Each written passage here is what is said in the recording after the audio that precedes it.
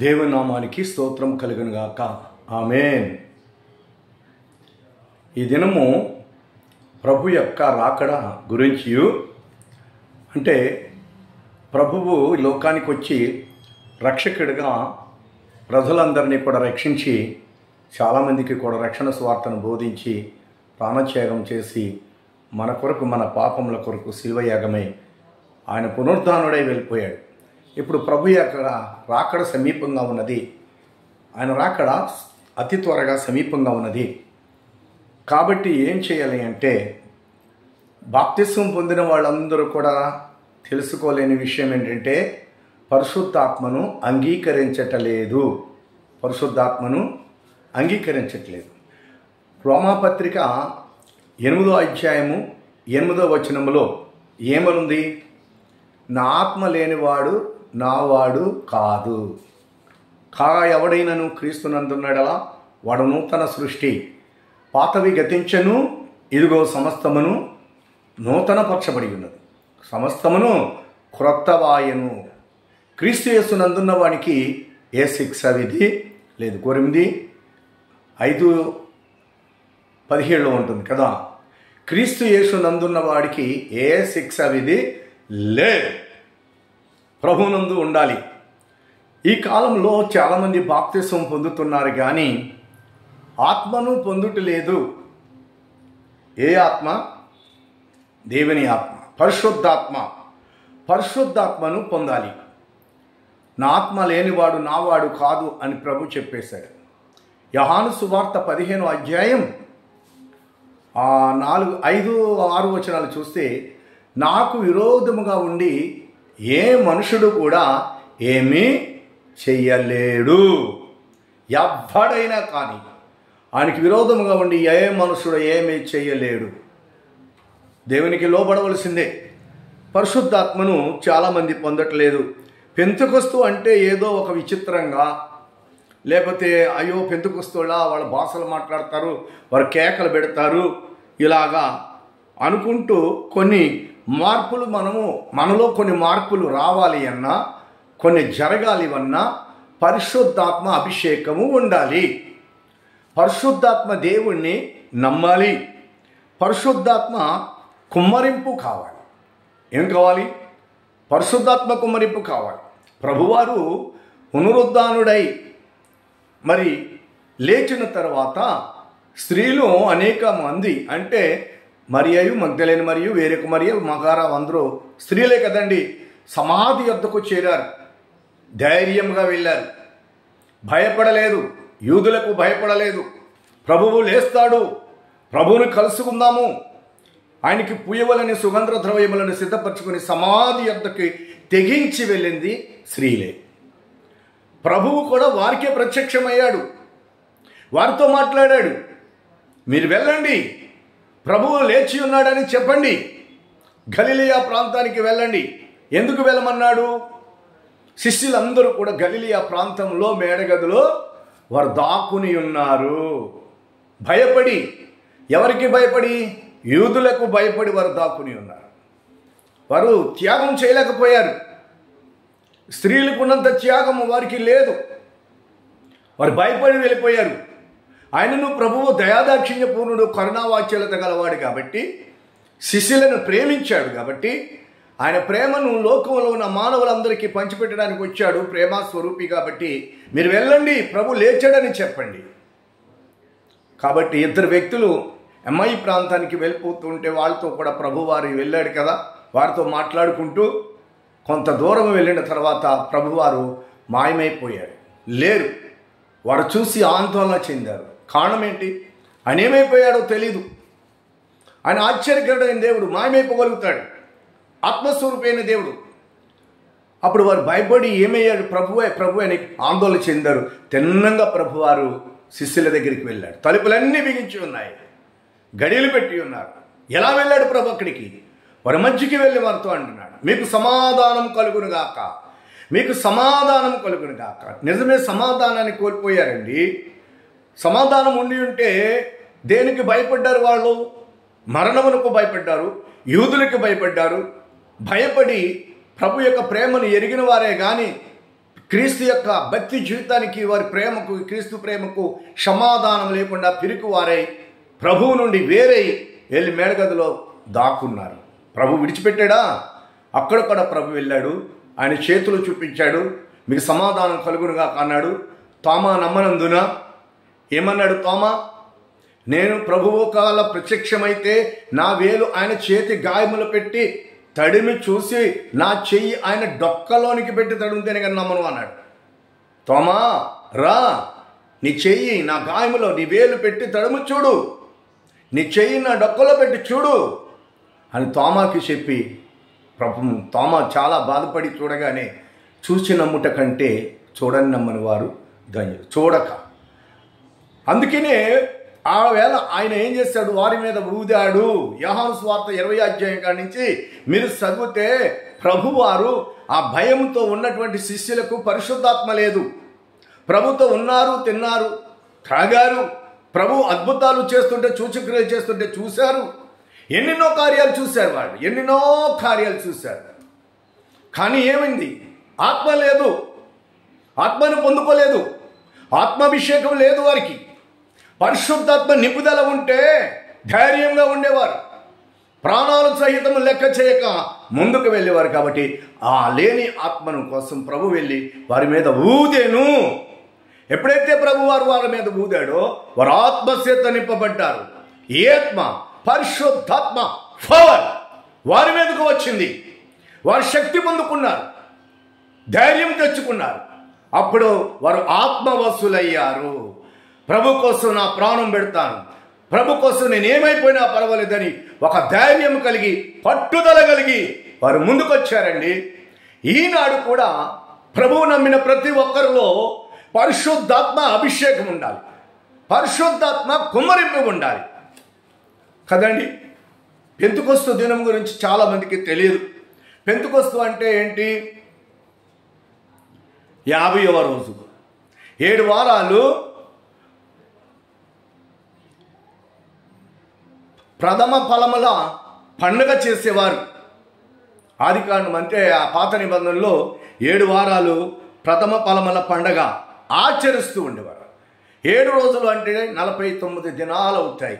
7 వారాలంటే 50వ రోజు పెంతెకొస్తు అంటే పెంతెకొస్తు అనగా 50వ దినమని అర్థం ఇచ్చుస్తున్నది. కాబట్టి పాత నిబంధనలో ప్రథమ ఫలముల పండుగ ఆచరిస్తూ ఉండేవారు. ఆ దినం నుండి 7 వారాలు లెక్కబెట్టి చూస్తే 50వ దినము పెంతెకొస్తు దినము, శక్తివంతమైన దినం. అది ప్రభు యొక్క పునరుద్ధానానికి సూచిస్తుంది. పాత నిబంధన మరి చూసినట్లయితే పాత నిబంధన ఆ ఛాయారూపము, పాత నిబంధనలో కనబడుతున్నట్టు ఈ ఛాయారూపము కొత్త నిబంధనలో నిజ స్వరూపముగా మార్చబడింది. ఛాయారూపము నిజ స్వరూపము ఎక్కడుంది? కొత్త నిబంధన పాత నిబంధనలో నెలవేర్పు కాదు. పాత నిబంధన యొక్క కార్యాలన్నీ కూడా కొత్త నిబంధనలో నెలవేర్పుగా మారాయి. నెలవేర్పు ప్రవచనముల యొక్క గ్రంథముల యొక్క ప్రవచన నెలవేర్పు ప్రభువునందు అంటే పునరుద్ధానమందు అంటే నూతన నిబంధన అవన్నీ నెలవేర్పు. పాత నిబంధనలో ప్రవచింపబడిన ప్రవచనాలన్నింటిని కూడా ప్రభు అయిన యేసుక్రీస్తు వారు తన యందు నెలవేర్పులోనికి తీసుకుని వచ్చాడు. ఛాయారూపమైన దానిని నిజ స్వరూపంగా మార్చింది ప్రభు అయిన యేసుక్రీస్తు వారు. దానిని ఏం చేశారంటే మరి ప్రవచనముల గ్రంథం అయితే దాని నెలవేర్పు కొత్త నిబంధన. పాత నిబంధనలో ప్రవచన గ్రంథము, ప్రభు అయిన యేసుక్రీస్తు వారిలో కొత్త నిబంధన నెలవేర్పు, ప్రవచనముల యొక్క నెలవేర్పు.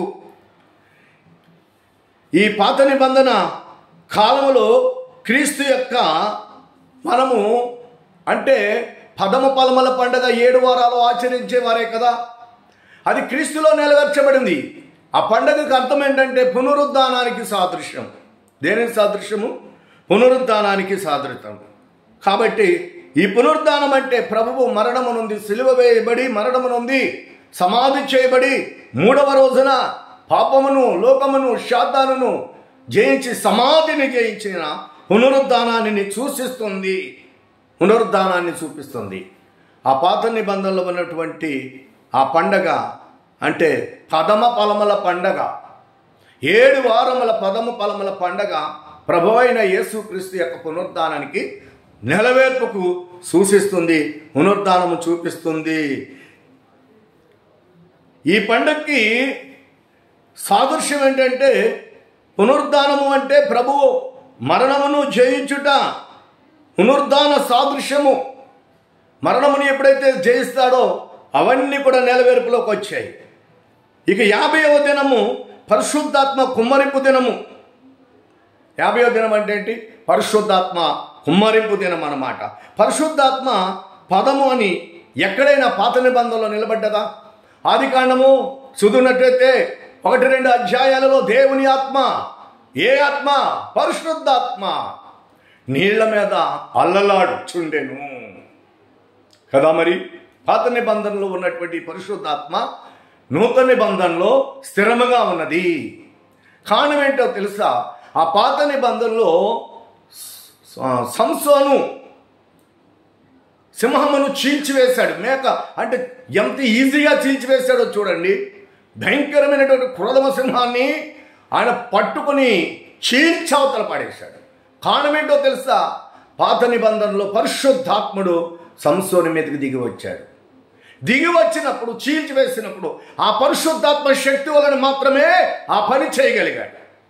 ఆ తర్వాత మళ్ళీ పరిశుద్ధాత్ముడు మళ్ళీ వెళ్ళిపోయేవాడు. పాత నిబంధన కాలంలో పరిశుద్ధాత్ముడు వస్తూ ఉండేవాడు, కార్యము చేస్తూ ఉండేవాడు, వాక్యము లేఖనములు కొన్ని నెరవేరుస్తూ సూచక్రియలు, అద్భుతాలు.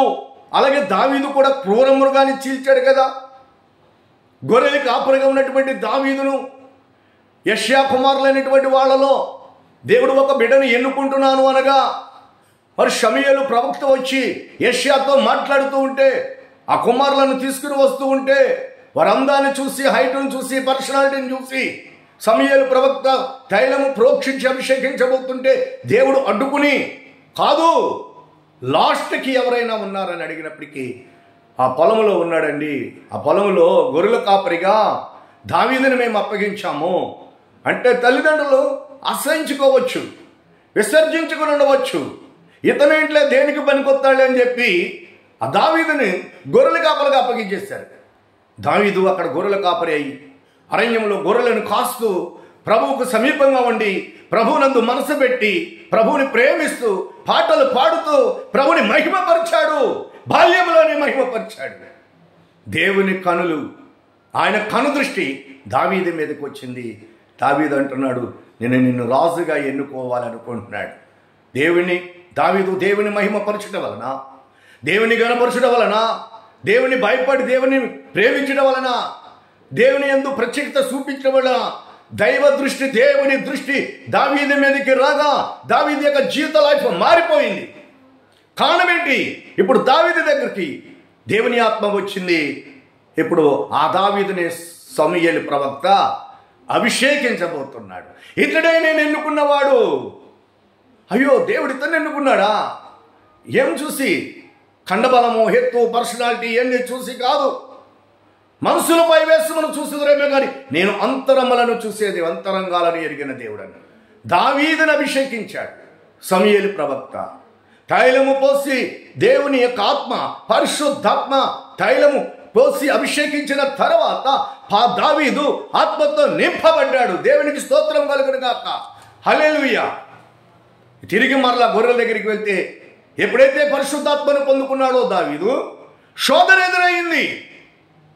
వెళ్ళగానే ఒక గొర్రె పిల్లను క్రూర మృగము నోట కరిసి తీసుకుని పోతుంది. ధైర్యం తెచ్చుకుని, అంటే దావీదు మీద తైలాభిషేకం యొక్క పరిశుద్ధాత్మ నింపబడి ఉంది కాబట్టి ధైర్యంగా ముందుకు వెళ్ళాడు. దానితో పోరాటానికి ముందుకు వెళ్ళాడు. బలమైన శక్తివంతమైన ఆత్మ. దావీదు కూడా క్రూరముగాని ఎదుర్కొని ఆ క్రూర మృగమును చంపి దాని నోటనున్న ఆ గొర్రె పిల్లను విడిపించాడు. ఆ క్రూర మృగం సాతానుకు సాదృశ్యంగా పడుంది. సాతాను వేటాడుకుని మనల్ని తీసుకుని వెళ్ళిపోతుంటే పరిశుద్ధాత్మ దేవుడు ప్రభు అయిన యేసుక్రీస్తు వారిలో ఉండి త్యాగం చేసి సాతాను యొక్క ప్రబంధాస్తముల నుండి విడిపించి మనల్ని బయటకు తీసుకొచ్చిన ఆత్మ పరిశుద్ధాత్మ. దావీదుకి అంత శక్తి ఎక్కడి నుండి వచ్చింది? అక్కడ పరిశుద్ధాత్మ దేవుడు దావీదులో నుండి క్రూర మృగమును ఎదుర్కొని దాన్ని చీల్చినటువంటి శక్తి పరిశుద్ధాత్మ శక్తి. అలా పరిశుద్ధాత్ముడు పాత నిబంధనలో కార్యాలు చేసి వెళ్ళిపోతూ ఉండేవాడు. ఇప్పుడు కొత్త నిబంధన కాలకు వచ్చినట్టే మనకి మరి ప్రభువారు 40 రోజులు భూమి మీదే ఉన్నాడు. ఏ శరీరముతో? పునరుద్ధాన శరీరముతో ఆయన భూమి మీద ఉన్నాడు. ఆయన భూమి మీద ఉన్నప్పుడు ఆయన ఒలీవల కొండ దగ్గరికి వెళ్ళినప్పుడు ఆయన శిష్యులు అపోస్తులు అందరూ కూడా ఆయనను చూస్తూనే ఉన్నాడు. ఆయనను చూస్తూనే ఉన్నారు. ప్రభు ఆత్మవర్షుడు అవ్వబోతున్నాడు. కాబట్టి పాత నిబంధన కాలంలో పరిశుద్ధాత్మ దేవుడు వచ్చి కార్యాలు చేసి వెళ్ళిపోతూ ఉండేవాడని చెప్పాను. అయితే కొత్త నిబంధనలో ప్రభువారు 40 రోజులు పునరుద్ధాన శరీరముతోనే ఆయన లోకములో మన మధ్య కూడా సంచరించాడు. పాత నిబంధనలో ఉన్న పరిశుద్ధాత్మ దేవుడు, కొత్త నిబంధనలో ఉన్న పరిశుద్ధాత్మ దేవుడు ఏమీ తేడా లేదు. ఇలా ఎంతకాలం ఉన్నాడు ప్రభువారు పరిశుద్ధాత్మ దేవుడు? పరిశుద్ధాత్మ అంటే యేసు ప్రభువారు 40 దినములు ఉండి ఒలీవల కొండ దగ్గర ఆయన ఆరోహణమవుతూ వెళ్ళాడు. ఆరోహణమవుతుండగా ఆ ప్రభు వారితో చెప్పాడు. కనిపెట్టుకుని చూస్తున్నారు. పరిశుద్ధాత్మ దేవుడు వారిలో మాట్లాడాలి. కనిపెట్టుకుని చూస్తే ప్రభు ఏమన్నాడు? మీరు కనిపెట్టుకుని ఉన్నారు కాబట్టి మీరు వెళ్ళండి, వెళ్ళి మేడగదిలో ప్రార్థన చేసి కనిపెడుతూ ఉండండి, నేను వెళ్ళి ఆత్మను పంపుతానని చెప్పాడు. మీరు వెళ్ళండి, ఇక్కడి నుంచి మీరు వెళ్ళి మేడగదిలోకి వెళ్ళి కనిపెట్టుకుని ఉండండి, నేను మీకు పరిశుద్ధాత్మను పంపిస్తాను అన్నాడు. ఇప్పుడు ఆత్మదేవుడు అంటే మనం ఆత్మను పొందుకోవాలి, పరిశుద్ధాత్మని పొందుకోవాలి అంటే కనిపెట్టుకుని ఉండాలి, ప్రార్థన చేయాలి. అందుకనే మీరు వెళ్ళి కనిపెట్టమని చెప్పాడు. ప్రభువారు కూడా 40 దినములు మాత్రమే పునరుద్ధాన శరీరముతో మన మధ్య సంచరించాడు. 40 రోజు నా ఒలీవల కొండ మీద నుండి పరలోకమునకు ఆరోహణం అవుతున్నాడు. అపోస్తులందరూ ఆశ్చర్యకరంగా ఆ ప్రభు యొక్క ఆరోహణము చూస్తూ ఉంటే ప్రభువు శిష్యులతో ఇలాగూ చెప్పాడు. ఏమని చెప్పాడు? శిష్యులారా, మీరందరూ మేడగదిలోనికి వెళ్ళండి, మీరందరూ మేడగదిలోకి వెళ్ళండి, అక్కడ కనిపెట్టుకుని ఉండండి, వాగ్దానము చేయబడినటువంటి ఆత్మను నేను పంపిస్తాను. పాత నిబంధనలో వాగ్దానములు చేయబడిన వాక్య రీతిలో వాగ్దానం చేయబడిన వాగ్దాన సంబంధమైన ఆత్మను నేను పంపిస్తాను, మీరు పొందుకునే వరకు కనిపెట్టుకొని ఉండండి అని ప్రభువు చెప్పలేదా? చెప్పాడు. కాబట్టి చాలా జాగ్రత్త. పరిశుద్ధాత్మ దేవుడిని హేళనకరంగా చూస్తున్నారు. మేడగదిలోనికి వారు వెళ్ళారు, అక్కడ ప్రార్థన చేస్తున్నారు, కనిపెట్టుకుని ఉన్నారు. ప్రభు చెప్పిన మాట ఏంటంటే వాగ్దానము చేయబడిన ఆత్మ. ఏ ఆత్మ ఇది? వాగ్దానము చేయబడిన ఆత్మను నేను పంపిస్తాను, మీరు పొందుకునే వరకు అక్కడ కనిపెట్టుకుని ఉండండి అని చెప్పినప్పుడు వారు అక్కడ కనిపెట్టుకుని ఉన్నారు. ఆయన వెళ్ళిపోయిన తరువాత 10 రోజుల తరువాత ప్రభువు ఒలీవల కొండ నుంచి ఆరోహణమైపోయాడు. 10 రోజుల తర్వాత వారు కనిపెట్టుకుని ఉన్నారు. కనిపెట్టుకుని ఉండి చూస్తున్నారు, ప్రార్థన చేత కనిపెట్టుకుని ఉన్నారు. అపోస్తుల కార్యం 1:4 చదవండి. అక్కడ కూడా దేవుని ఆత్మ గురించి అక్కడ మాట్లాడబడుతుంది. 1:18-14 కూడా చదవండి. వీరందరూ కూడా ఎడతెగక ప్రార్థించుచుండిరి. ఏం చేస్తున్నారు?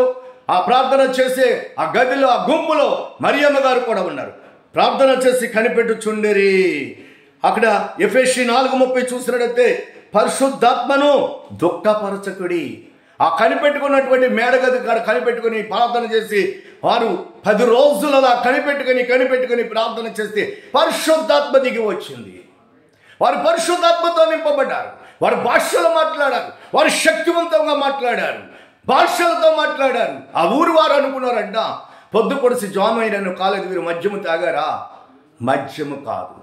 చూసారా, ఎవడైనా సొంత దేశం యొక్క భాషను మాట్లాడతారు. వీరేంటి అన్ని దేశముల యొక్క భాషలు మాట్లాడుతున్నారు అని విభ్రాంతి నొందారు అక్కడ ప్రజలు. దేని వలన? పరిశుద్ధాత్మ వలన. పరిశుద్ధాత్మ నిపుణుల, పరిశుద్ధాత్మ శక్తి, పరిశుద్ధాత్మ అభిషేకం, పరిశుద్ధాత్మ నడిపింపు, పరిశుద్ధాత్మ మహిమ యొక్క తేజస్సు వారు మాట్లాడారు. పరిశుద్ధాత్మ అగ్ని 4 వలె వారి మీదకు వచ్చిందంట. వీచడి బలమైన గాలి ఎందుకు పరిశుద్ధాత్మను నమ్మట్లేదు? మరి ఈ బైబిల్లో ఎక్కడ చూసినా పరిశుద్ధాత్మ గురించి వ్రాయబడి ఉంది. ఆత్మని పొందుకొని వాళ్ళకి బాప్తిసము పనికిరాదు. మీరు అనుభవించిన శ్రమలైనను క్రైస్తత్వము కొరకు, అంటే క్రైస్తత్వంలో ఉండి దేని కొరకు మీరు క్రైస్తత్వంలో ఉండి కనిపెడుతున్నారు? ఆ పరలోక రాజ్యం కోసమే కదా కనిపెడుతున్నారు. కాబట్టి ఆ పరలోక రాజ్యం వెళ్ళాలంటే కనిపెట్టుకుని ఉండాలి. ఆత్మను పొందుకోవాలి. ఆత్మను పొందుకోవాలి. వెళ్ళిపోయిన 10 రోజులకి ఆయన ఏమన్నాడు తెలుసా? వారు ఎడతెగ ప్రార్థన చేస్తున్నారు. వీరందరూ ఎడతెగ ప్రార్థన చేయొచ్చుండేది. కాబట్టి పరిశుద్ధాత్మను దుఃఖపరచకూడదు. ప్రభు అన్నాడు, మరి ప్రభు వారి యొక్క 2వ రాకడ ఆ మధ్యాకాశంలో నుండి ఆత్మయు పెండ్లు కుమార్తెయు రమ్ము, ఎక్కడికి ఎక్కి రమ్ము. ఆత్మయు పెండ్లి కుమార్తెయు ఎక్కి రమ్ము. ఆయన మధ్యాకాశానికి వచ్చి శబ్దముని వినిపిస్తాడు. గొప్ప స్వరం.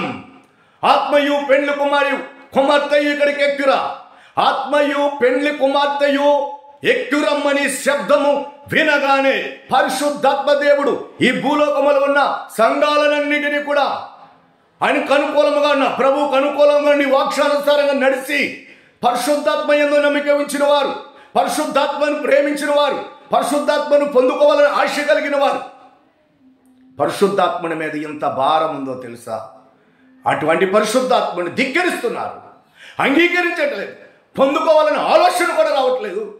పొందుకోకపోతే నష్టం ఎవరిదో తెలుసా? మనకే నష్టం. యేసు ప్రభు వారు వెళ్ళిపోతున్నప్పుడు ఆయన ఏమంటాడంటే, నేను నా తండ్రి ఇంటికి వెళ్ళాలి. మీ హృదయములను, యోహాను సువార్త 14వ అధ్యాయం, యోహాను 14వ అధ్యాయం చూడండి. మీ హృదయములను కలవరపడనీయకుడి. హృదయములు కలవరపడనీయకుడి. కలవరపరచువాడు సాతాను లోకములో ఉన్నాడు. అందరినీ కలవరపరుస్తూ ఉంటాడు. సేవకులను, విశ్వాసులను, అనుభవనీయులను కూడా కలవరానికి గురి చేస్తాడు. అర్థం కాని పరిస్థితిలో ఉండకూడదు. పరిశుద్ధాత్మ మనకి జ్ఞానాన్ని బోధిస్తుంది. పరిశుద్ధాత్ముడికి హృదయం ఉంది. హృదయం ఉన్నవాడికి ప్రేమ ఉంటుంది. పరిశుద్ధాత్ముడు కార్యములు చేస్తాడు, బలమైన కార్యములు చేస్తాడు. ఎరుకో పట్టణం కోటగోడ కూలిపోట గల కారణం ఏంటో తెలుసా? పరిశుద్ధాత్మ శక్తి. ఆ శక్తి బలమైన కోటగోడలను బద్దలగొట్టింది. ఆ పరిశుద్ధాత్మను నమ్మాలి. తండ్రి అయిన దేవుడు, కుమారుడైన దేవుడు, పరిశుద్ధాత్ముడైన దేవుడు. పరిశుద్ధాత్ముడు సాక్షాత్తు దేవుడు. ఆయనను నమ్మాలి, ఆయనను ప్రేమించాలి. ఇప్పుడు పరిశుద్ధాత్మ కాలం. యేసుప్రభు వారు ఇక్కడ లేరు. ఇంకా యేసుప్రభు వారు ఇక్కడ ఉన్నారనుకుంటున్నారేమో. ఆయన అప్పుడే వెళ్ళిపోయాడు. ఆయన పునరుద్ధానుడై 40 రోజులు మాత్రమే భూమి మీద ఉన్నాడు. పునరుద్ధానుడై ఒలీవల కొండ మీద ఆరోహణమయ్యాడు. ఆయన ఏ రీతిగా ఆరోహణమయ్యానో అదే రీతిగా మరలా ఆ ఒలీవల కొండ మీదకి దిగి రాబోతున్నాడు. చూసారా? మీరు వెళ్ళండి, మేడగది దగ్గర కనిపెట్టుకుని ప్రార్థన చేసి కనిపెట్టండి. నేను మీకు పరిశుద్ధాత్మను పంపుతాను. యోవేలు ప్రవక్త చేసిన ప్రవచనమును నెరవేరుస్తాను. వాగ్దానములతో కూడిన ఆత్మ, ప్రవచన వాగ్దానములతో కూడిన ఆత్మ, శక్తివంతమైన ఆత్మని నేను మీ దగ్గర పంపిస్తానన్నాడు. కారణం ఏంటో తెలుసండి? ఆయన వెళ్ళిపోయే ముందు యోహాను సువార్త 14వ అధ్యాయంలో ఆయనే స్వయంగా చెప్పాడు. ఏమని చెప్పాడో తెలుసా? మీ హృదయములను కలవరపడనీయకుడి. దేవుని యందు నమ్మిక ఉంచుతున్నారు. దేవుడెవరు? ఆది దేవుడైన యెహోవా. ఆయన యందు నమ్మిక ఉంచుతున్నారు. ఇశ్రాయేలీలారా, యూదులారా, అనేకులు మీరు విశ్వసించుతున్నారు. ఆయన యందు మీరు విశ్వసించుతున్నారు. నా యందు కూడా మీరు విశ్వాసం ఉంచండి. నా తండ్రి ఇంట అనేక నివాస స్థలములు గలవు. లేని ఎడల నేను మీతో చెప్పుదును. నేను వెళ్ళి మీకు స్థలమును సిద్ధపరిచి నేనుండు స్థలములో మీరును ఉండులాగినా మరలా వచ్చి నేను మిమ్మల్ని తీసుకుని పోతాను. దేవునికి స్తోత్రం కలుగును గాక. హల్లెలూయా, హల్లెలూయా, హల్లెలూయా. ఓ రిబాషాల కరవదల రిబిది కమందర లో రిబిది సికరదర వాష. పరిశుద్ధాత్మ బలము. మరలా వస్తానన్నాడు ప్రభు. హృదయములు కలవరపడనీయకుడి. తండ్రి యందు విశ్వాసం ఉంచినట్లు నా మాట యందు విశ్వాసం ఉంచుడి. నేను వెళ్ళి ఆదరణకర్త అయినటువంటి ఆత్మను మీ యొద్దకు పంపిస్తానన్నాడు. ప్రభు చెప్పిన మాట ఇదే. నేను వెళ్తాను, నా తండ్రి ఇంట నివాస స్థలాలు ఉన్నాయి. నేను మీకందరికీ వాటిని ఏర్పరిచి, నేను మీకు గుడారములను లేకపోతే ఇండ్లు ఏర్పరిచి గొప్ప పట్టణమును తయారు చేసి, నేను ఏ రాజ్యములో ఉన్నాను అదే రాజ్యములో మీరు ఉండేలా వస్తాను, తీసుకుని వెళ్ళిపోతాను. కానీ మీరు ఒంటరి వారు అనుకోకండి. మీరు ఒంటరిగా ఉండటం నాకు ఇష్టం లేదు. నేను వెళ్ళి ఆదరణకర్తను మీ వద్దకు పంపుతాను. ప్రభు వెళ్ళి ఆదరణకర్తను పంపుతాడంట.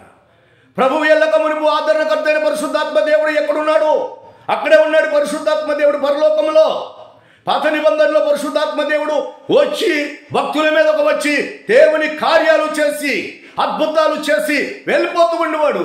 ఈ నూతన నిబంధనటువంటి కాలంలో ప్రభు యొక్క పునరుద్ధాన దినముల కాలంలో పరిశుద్ధాత్మ దేవుడు భూమి మీదే ఉన్నాడు, మన మధ్యనే ఉన్నాడు, మనతోనే ఉన్నాడు. కానీ అంధకారం మనసులను కమ్మింది. ఈ యొక్క సంబంధమైన దేవత మనోనేత్రములకు గుడ్డితనం కలుగజేస్తుంది, సేవకులకు గుడ్డితనం కలుగజేస్తుంది, సంఘ సభ్యులకు గుడ్డితనము కలుగజేస్తుంది, వాక్యము చదువుతున్న వారికి గుడ్డితనము, అంధకారము గుడ్డితనములో ఉంటే నీకు తెలియదు. హృదయము తెరవబడాలి. ఈ హృదయం తెరవబడాలంటే ప్రార్థన చేసి నువ్వు కనిపెట్టాలి. పరిశుద్ధాత్ముడు ఉన్నాడని నమ్మాలి. పరిశుద్ధాత్ముడితో స్నేహం చేయాలన్న ఆశ నీకు పుట్టాలి. పరిశుద్ధాత్ముడు నా మీదకి రావాలన్న కోరిక నీకు ఉండాలి. పరిశుద్ధాత్మతో నేను నింపబడాలన్న ఆలోచన కలిగి ఉండాలి. పరిశుద్ధాత్మ వలన అద్భుతమైన కార్యాలు చూడాలన్న ఆశ నీలో ఉంటే ఆయన నీ దగ్గరికి వస్తాడు.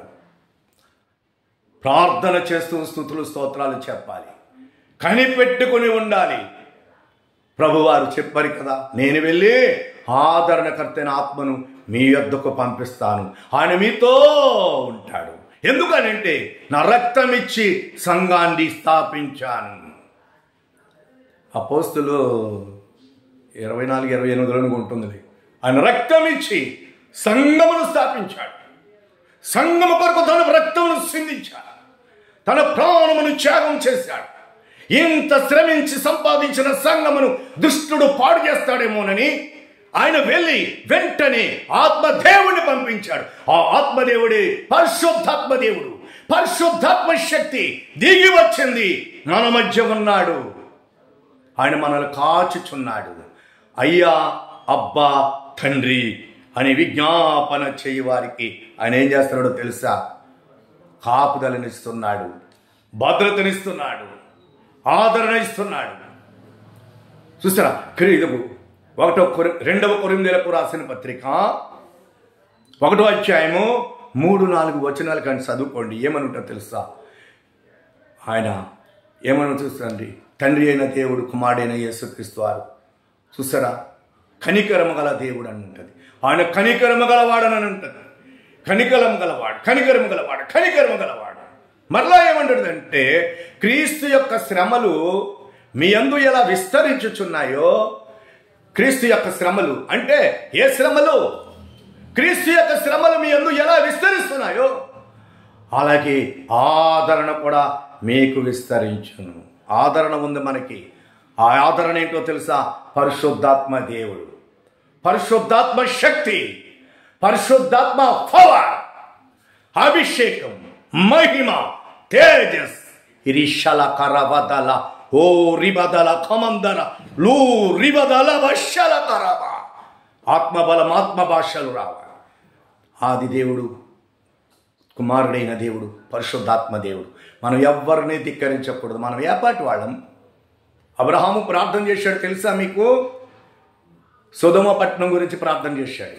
ఈ సొదొమ పట్టణం గురించి ప్రార్థన చేశాడు. సొదొమ పట్టణాన్ని నేను తుడిసివేయబోతున్నానని దేవుడు అబ్రహాముకు బయలుపరిచినప్పుడు, అబ్రహాం యొక్క సహోదరుడైన కుమారుడు లోతు సొదొమ పట్టణంలో ఉన్నాడు. ఎక్కడున్నాడు? సొదొమ. ఎలాగైనా రక్షించాలని దేవునికి ప్రార్థన చేయటం ప్రారంభించాడు. దేవుణ్ణి బ్రతిమలాడుతున్నాడు. మనమైతే తండ్రి ప్రభా యేసు నాయన వందనాలు నాయన, అది లేదు నాయన, ఇది లేదు నాయన, నువ్వు నాయన, ఏమో మన ఇష్టం వచ్చాడు ప్రార్థన చేసేస్తుంటాం. అబ్రహాము దేవునికి భయపడ్డాడు. ఇక్కడ ఆదికాండం 18:27 చదవండి. ప్రభువా, నేను దుమ్ముని, ప్రభా నేను నీతో మాట్లాడ తెగిస్తున్నాడంట. అంటే దేవుడు సామాన్యుడు కోసమే, డేంజర్. దేవుడు అంటే వేలకొలం అనుకుంటున్నారు చాలామంది. భీకరుడు, భయంకరుడు, ఉగ్రుడు. కృపను బట్టి మనం ఏదో ఈ విధంగా బ్రతికిపోతున్నాం. ఆ కృప ప్రభువైన యేసుక్రీస్తు వారి వలన మనకు కృప దొరికినది. అబ్రహాం ఏడుస్తూ భయపడుతూ గుండె కొట్టుకుంటూ ప్రార్థన చేశాడు. ప్రభువా, నేను నీతో తెగించుచున్నాను. నేను ధూళిని ప్రభువా, దుమ్మిని ప్రభా. ఎంత తగ్గించుకున్నాడు, ధూళిగా మార్చుకున్నాడు. తన బ్రతుకును ధూళిగా మార్చుకున్నాడు, దుమ్ముగా మార్చుకున్నాడు. అలాగా ప్రార్థన చేస్తే ఒకవేళ దేవుని కోపము నా మీదకి రాదని ఆయన ఏం అడ్డు పెట్టుకున్నాడు? దుమ్ము ధూళిని అడ్డు పెట్టుకున్నాడు. ఒక శత్రువు మనతో యుద్ధానికి వస్తున్నప్పుడు డాల్ అడ్డం పెట్టుకుంటుంటాం కదా. ఆయనతో మాట్లాడటం సామాన్యం కాదు. ఎవరో ఒకరికి మధ్యవర్తిగా ఉండాలి. అదిగో అబ్రహాం అయితే ధూళిని దుమ్ముని అన్న పదములను అడ్డం పెట్టుకుని ప్రార్థన చేశాడు. ఆ ప్రార్థన దేవుడు అంగీకరించాడు. చూసారండి, అలాగా మనం ప్రార్థన చేసి నమ్మకముగా తగ్గింపు జీవితం కలిగి స్తుతి స్తోత్రములు చెప్తూ మనం ప్రభులో కనిపెట్టినప్పుడు మనకు పరిశుద్ధాత్మ దేవుడు మనకు దొరుకుతాడు. పరిశుద్ధాత్మ మన మీదకి వస్తుంది. పరిశుద్ధాత్మతో మనము నింపబడతాము. చూసారా, ఎఫెసీయులకు రాసిన పత్రిక 4:30 కూడా ఏమనుందంటే, పరిశుద్ధాత్మను దుఃఖపరచకూడి. మనుషులను దుఃఖపరుస్తున్నాం, మనం ఒకరినొకరు దుఃఖపరుస్తూ ఉంటాం. అయితే పరిశుద్ధాత్మ దేవుణ్ణి దుఃఖపరచడం వల్ల ప్రయోజనం లేదు, అది మనకే నష్టం. అసలు పరిశుద్ధాత్మ దేవుడు ఉన్న విషయం తెలియదు. ఇంకొక విషయం చెప్పనా మీకు, అపోస్తుల కార్యం 19 చదవండి. అపోస్తులైన పౌలు గారు చూసారా, అపోల్లో పై దేశంలో సంచరించి ఎఫెసునకు వచ్చినప్పుడు కొందరు శిష్యులను చూశాడంట. ఆ శిష్యులను చూస్తే వారు దేవుని నమ్మిన వారిలాగా కనబడుతున్నారు. అప్పుడు ఆయన అడిగాడంట, మీరు విశ్వసించినప్పుడు పరిశుద్ధాత్మను పొందితిరా అని అడిగినప్పుడు, అయ్యా ఏంటా పరిశుద్ధాత్మ అని అడుగుతున్నారంట. మీరు మారు మనసు బాప్తిసం పొందారు. అవును, మేము బాప్తిసం పొందాం. బాప్తిసం పొందిన మీరు పరిశుద్ధాత్మని ఎందుకు పొందలేదు? మాకెవడు చెప్పలేదు. పరిశుద్ధాత్ముడు ఉన్నాడని కానీ, పొందుకోవాలని కానీ, పరిశుద్ధాత్మ మహిమను గురించి కానీ, ఆయన అభిషేకమును గురించి కానీ, ఆయన శక్తిని గురించి ఎవరూ చెప్పలేదు. మరి అట్లయితే మీరు ఎలా బాప్తిసం పొందారు అని అడుగుతుంటే, యోహాను ఇచ్చు బాప్తిసం అంటే మారు మనసు నిమిత్తమైనటువంటి బాప్తిసం. బాప్తిసాలు 3 రకాలు. యోహాను గారు అంటారు కదా, మళ్ళీ అందులోకి ఎందుకులే. అప్పుడు వీళ్ళందరూ ఇంతవరకు మాకెవరూ చెప్పలేదు, పరిశుద్ధాత్మ గురించి మేము వినలేదు, పరిశుద్ధాత్మ గురించి మేము వినలేదు, మాకెవరూ చెప్పలేదు. మరి వారికి బాప్తిసం ఇచ్చిన వాళ్ళు పరిశుద్ధాత్మ గురించి వారికి ఎందుకు బోధించలేదు? బాప్తిసం ఇచ్చిన వాళ్ళకి పరిశుద్ధాత్మ గురించి తెలియదు. ఈనాడు సేవకులు చాలా మంది అలాగే ఉన్నారు, తెలియకుండా ఉన్నారు. కానీ అనేక మంది సేవకులు బాప్తిసాలు ఇచ్చేస్తున్నారు. దేవుడు లెక్క అడుగుతాడు. బైబిల్లో ఉన్న మర్మం అంతా తెలుసుకోవాలి. పరిశుద్ధాత్మ అనుభవంలోనికి నువ్వు రావాలి. పరిశుద్ధాత్మ నింపుదలను కావాలి. పరిశుద్ధాత్మ బాప్తిసం నువ్వు పొందాలి. పరిశుద్ధాత్మ అభిషేకం యొక్క శక్తి నువ్వు పొందుకోవాలి. పరిశుద్ధాత్మ అంటే వేలకొలం అనుకుంటున్నారా? నిన్ను ఇక్కడ నుండి తీసుకెళ్లేదే పరిశుద్ధాత్మ దేవుడు. ఇందాక చెప్పాను కదా, ప్రభు 40 దినములు భూమి మీద ఆత్మవశుడై పునరుద్ధాన శరీరముతో ఉన్నాడు.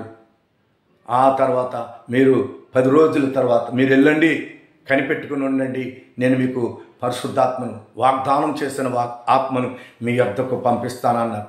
వాళ్ళందరూ మేడగది దగ్గర కనిపెట్టుకున్నప్పుడు వారు పరిశుద్ధాత్మను పొందలేదా? ఇది బైబిల్లో లేదా? ఇది తీసేస్తారా? చెప్పండి. అలా అపోస్తుల కార్యం 19లో ఉన్నది కూడా తీసేస్తారా? స్తోత్రాలు చెప్పరు, స్తుతులు చెప్పరు, పరిశుద్ధాత్మను అంగీకరించరు, పరిశుద్ధాత్మ కొరకు ఆశ కలిగి ఉండరు, పరిశుద్ధాత్మని పొందాలన్న భావమే లేదు. ఎలాంటి క్రైస్తత్వం? పౌలు గారు అన్నాడు, మీరు ఎలా పొందారు బాప్తిసం? అయ్యా, మాకు పరిశుద్ధాత్మ గురించి ఎవ్వరూ చెప్పలేదు, వాటి గురించి మాకు ఎవరో చెప్పలేదు, ఉన్నాడన్న సంగతే మాకు తెలియదు అన్నప్పుడు వారి నెత్తి మీద చేతులిసి పౌలు గారు ప్రార్థన చేయగా ఆత్మవశులయ్యారు, పరిశుద్ధాత్మతో నింపబడ్డారు, పరిశుద్ధాత్మ శక్తిని పొందారు, పరిశుద్ధాత్మ అభిషేకం వచ్చింది, పరిశుద్ధాత్మలో వారు నడిచారు. దేవుని స్తోత్రం కలిగిన గాక. హల్లెలూయా. ఎంత గొప్ప దేవుడు పరిశుద్ధాత్మ దేవుడు. కడవరి దినములలో ఉన్నాము, రాకడి కాలంలో ఉన్నాము. జాగ్రత్త. నీ సొంత ప్రయత్నము, నీ సొంత ఆలోచనలు, మన సొంత నిర్ణయములు, మన సొంత ప్రణాళికలు పనికి రావు. వాక్యానుసారమైన జీవితం కావాలి. పరిశుద్ధాత్మ దగ్గర నీవు విచారణ చెయ్యాలి. ప్రభు ఇక్కడ లేడు, ఆయన వెళ్ళిపోయాడు. ఎవరికి అప్పగించాడు? ఈ లోక భారమంతా పరిశుద్ధాత్మ దేవునికి అప్పగించాడు. ఇప్పుడు ఈ పరిశుద్ధాత్మ దేవుడు సంఘములన్నీ సిద్ధపరుస్తాడు. నిన్ను నన్ను అందరినీ కూడా సిద్ధపాటు చేస్తాడు. సిద్ధపాటు చేసి ఆ ప్రభు మధ్యాకాశంలోనికి వచ్చి భూరథ నిశ్శబ్దం. ఆ శబ్దం ఏంటో తెలుసా? ఆత్మయు పెండ్లి కుమార్తెయు ఇక్కడికి ఎక్కి రమ అన్న శబ్దం వినబాడి పరిశుద్ధాత్మ దేవుడు సంఘమును సిద్ధపరిచి తీసుకుని వెళ్తాడు. హల్లెలూయా, దేవునికి స్తోత్రం కలుగును గాక. హల్లెలూయా, హల్లెలూయా. దేవునికి స్తోత్రాలు చెప్పండి అంటే చెప్పరు, చప్పట్లు కొట్టండి అంటే కొట్టరు. ఇదేం భక్తం మరి. వీళ్ళెంత మౌనంగా కూర్చుంటారంట మందిరంలో. కొంతమంది సేవకులు అంటున్నారు, గుంటూరులో ఒక దైవజనుడు ఉన్నాడంట, ఆయనతో మాట్లాడాలనుకుంటున్నాను నేను. చూసారా, ఆడవాళ్ళు బైబిల్ చదవకూడదు అన్నాడట ఆయన. ఏం సేవకుడో మరి ఏంటో. ఆడవాళ్ళు బైబిల్ చదవకూడదు, ఆడవాళ్ళే రాజ్యాలు వెళ్తారు, ఆడవాళ్ళే న్యాయకర్తలుగా ఉన్నారు. మొదటి సువార్త పరిచర్య భారము దేవుని కుమారుడైన యేసు ప్రభువు స్త్రీలకు అప్పగించాడు. వీళ్ళెవరండి? స్త్రీలను వాక్యం చెప్పడానికి వీలేదు, స్త్రీలు ప్రార్థించడానికి వీలేదు, స్త్రీలు వాక్యం చదవడానికి వీలేదు. మౌనంగా ఉండండి. ఎవడండి? ఎందుకండి అలా చెప్పడం? తప్పు. సంఘ కాపరులారా జాగ్రత్త. మీ వెనకాల ఎన్నో ఆత్మలు నశించిపోతాయి మీ వలనే. కేవలం మీలాంటి వారునే. మీ హృదయము గురిడితనము, బైబిల్లో ఉన్న మాటలే మీరు తీసేస్తున్నారు, వాటిని కొన్ని పక్కన పెడుతున్నారు. మీకు అధికారం ఎవరిచ్చాడు? బైబిల్లో ఉన్న ఒక్క వాక్యమైన పదమైనను శబ్దమైనను పొల్లైనను చున్నైనను నేను కొట్టివేసి తిని అనడానికి వీలదన్నాడు ప్రభు. నిలవేర్చటానికి వచ్చాను. నిలవేర్చటానికి వచ్చాడంట ప్రభు. ఆయన శరీరం ముందు నిలవేర్చాడు, ఆయనలో నెలవేర్పయింది. కానీ ధర్మశాస్త్రమును కొట్టివేయబడలేదు. నేను ధర్మశాస్త్రమును కొట్టివేయ రాలేదు, కానీ దానిని నెలవేర్చటానికి వచ్చాను. స్వయంగా దేవుడే చెప్తే వీళ్ళకిష్టమైన తీసుకుంటున్నారు. డినామినేషన్ పద్ధతి పెట్టుకుని ఉంటే నీ సంఘం ఎత్తబడదు. మోసపోతున్నావు. నువ్వు సేవకుడిగా మోసపోతున్నావు. నీ సంఘాన్ని మోసం చేస్తున్నావు. ప్రభు యొక్క సంఘాన్ని నువ్వే మోసం చేస్తున్నావు. మొదట నువ్వు మారాలి. నువ్వు మారితేనే కానీ నీ సంఘంలో ఉన్న వాళ్ళకి తెలియదు. నీవు ఆత్మ ఉంటే ఆత్మని గురించి మాట్లాడతావు. ఆత్మ విధానం, ఆత్మ శక్తి, ఆత్మ వెలుగు, ఆత్మ విలువ, ఆత్మ మహిమ, ఆత్మ రుచి, ఆత్మ శక్తి గల విలువలు నీకు తెలియవు. కారణం ఏంటో తెలుసా? గుడ్డివాడువు నువ్వు. సైతాను నిన్ను మోసము చేయు ఆత్మ నిన్ను భ్రమపరుస్తున్నది, నిన్ను మోసములో వస్తుంది. చదువు బైబిల్, మొత్తం బైబిల్ చదువు, ప్రతిదీ ధ్యానించి చదువు, వాక్యమును ధ్యానించు. ఆత్మ నీలో ఉంటేనే వాక్యము నీకు అర్థమవుతుంది. ఆత్మ లేకపోతే వాక్యము నీకు అర్థం కాదు. ఎన్నో ఉన్నాయి పరిశుద్ధాత్మ గురించి. దేవదాసాయి గారు, బైబిల్ మిషన్ దేవదాసాయి గారు పరిశుద్ధాత్మ గురించి ప్రశ్నలు 500 ప్రశ్నలకి జవాబు చెప్పాడు ఆయన. చూసారా? మిషనరీ నుంచి బయటకు తీసేశారు ఆయన. ప్రభు ఆయనకి ప్రత్యక్షమై బైబిల్ మిషను అనే అక్షరాలతో ఆయన దర్శనమిచ్చి గొప్ప సంఘముగా చేశాడు. ఆ బైబిల్ మిషన్లో ఉన్న దేవదాసాయి గారు పరిశుద్ధాత్మ గురించి గొప్ప పుస్తకం రాశాడు. దేవునికి స్తోత్రం కలుగును గాక. పరిశుద్ధాత్మకు వ్యతిరేకంగా, పరిశుద్ధాత్మను నిర్లక్ష్యముగా, పరిశుద్ధాత్మను దుఃఖపరుస్తూ, పరిశుద్ధాత్మను కించపరుస్తూ, పరిశుద్ధాత్మను పొందుకోకుండా నువ్వు భక్తి చేస్తావంటే వ్యర్థం. నీ భక్తి వ్యర్థం, నీ బ్రతుకు వ్యర్థం. పోతావు. ఎక్కడ పోతావు? నిన్ను మోసం చేసిన తండ్రి ఉన్నాడే, వాడి రాజ్యానికి నువ్వు పోతావు. వాడు ఒక తండ్రే, మనుషులు భ్రమపరిచి వాక్యానుసారంగా లేకుండా చేసేవాడు. పోతావు, అతడు రాజ్యంలోకి వెళ్ళిపోతావు. జాగ్రత్త. భారము, బాధ్యత, సంఘాన్ని తీసుకెళ్లవలసిన బాధ్యత. ప్రభు రక్తము సిందించి రక్తమును దారపోసి సంపాదించిన ప్రభు యొక్క సంఘం, క్రీస్తు యొక్క సంఘం, ఆ సంఘమును తీసుకెళ్లవలసిన బాధ్యత, భారము పరిశుద్ధాత్మ దేవునికి ఉంది. నువ్వు పరిశుద్ధాత్మ దేవునికి విరుద్ధంగా ఉన్నావంటే, నువ్వు సహవాసము చేయలేదనుకో, నువ్వు విడిచిపెట్టబడతావు. అప్పుడు తెలుస్తుంది. చాలా వాక్యాలు ఉన్నాయి. రోమా 8:8 కూడా అక్కడేమో క్రీస్తు యొక్క ఆత్మ, పరిశుద్ధాత్మ, ఎవడైనా నువ్వు ఆత్మ లేని ఎడలవాడు నావాడు కాదు. ఇంకా రోమా 8:3, ఎందరైతేనే ఆత్మచేత నడిపింపబడుదురో. ఎలా నడిపింపబడాలి సంఘం? నువ్వు ఎలా నడిపింపబడాలి? ఆత్మచేత నడిపింపబడాలి. ఏ ఆత్మ? ఈ లోకంలో ఎన్నో ఆత్మలు ఉన్నాయి, అవి కాదు. పరిశుద్ధాత్మ చేత నీ బ్రతుకు నడిపింపబడాలి, నీ జీవితం నడిపింపబడాలి, నీ కుటుంబం నడిపింపబడాలి, నీ సంఘం నడిపింపబడాలి. అనేకులను పరిశుద్ధాత్మలో, వాక్యములో నడిపించాలి నువ్వు. అదే దేవుని మహిమ. యథార్థత, సత్యమందు నిలిచి ఉండు. సత్యము నిన్ను స్వాతంత్రులుగా చేస్తుంది. భ్రమపరుషు ఆత్మకుల్లో లొంగిపోవద్దు. ధ్యానించు బైబిల్ మీద, వాక్యం మీద మనసు పెట్టు. అర్థమైందండి? ఇది రాకడి కాలము. మీకు చేతులెత్తి దండం పెట్టి చెప్తున్నా, ఆత్మను ధిక్కరించవద్దు.